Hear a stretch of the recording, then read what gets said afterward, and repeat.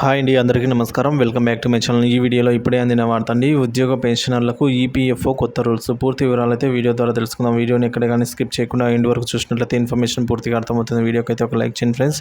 ఇక విషయానికి వచ్చినట్లయితే ఉద్యోగుల పెన్షన్ పథకం ఈపీఎస్ 1995కు సంబంధించి ఉద్యోగుల భవిష్య నిధి సంస్థ ఈపీఎఫ్ఓ కొన్ని సవరణలు చేసింది.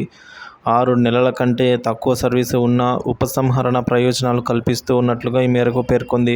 దీనివల్ల ఏటా 7 లక్షల మందికి ప్రయోజనం కలగనుందని కార్మిక మంత్రిత్వ శాఖ తెలిపింది. అలాగే 10 ఏళ్ల సర్వీసు పూర్తి కాకముందే సర్వీసు నుంచి వైదొలిగే ఉద్యోగులు ఉపసంహరించుకునే మొత్తాలకు సంబంధించి గణాంకాలలోనూ ఈపీఎఫ్ఓ మార్పు చేసింది. ఉద్యోగుల భవిష్య నిధి సంస్థల్లో 10 ఏళ్ల సర్వీసు పూర్తి చేసుకున్న వారు పెన్షన్కు అర్హులుగా పరిగణిస్తారు. ఆ మేరకు వారికి పెన్షన్ లభిస్తుంది. అయితే కొందరు కొద్ది రోజులకే సర్వీసులను విడిచిపెట్టేస్తూ ఉంటారు. అలా ఎవరైతే 6 నెలల పాటు ఈపీఎఫ్ఓలో జమ చేస్తారో వారికే విత్డ్రా బెనిఫిట్ లభిస్తున్నాయి. 6 నెలల కంటే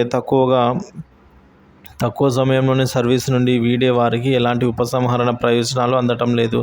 దీంతో అనేక క్లెయిమ్లు రిజెక్ట్ అవుతున్నాయని 2023-2024 ఆర్థిక సంవత్సరంలోనే 7 లక్షల మంది దరఖాస్తులకు తిరస్కరణకు గురయ్యారని కార్మిక మంత్రిత్వ శాఖ తెలిపింది. ఈ నేపథ్యంలో సవరణలు చేసినట్లు కార్మిక మంత్రిత్వ శాఖ తెలిపింది.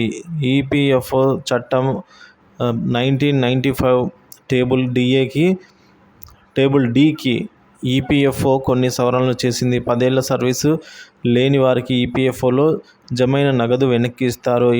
ఇలాంటి వారికి టేబుల్ డి ప్రకారం మొత్తాన్ని లెక్కించి ఇస్తారు.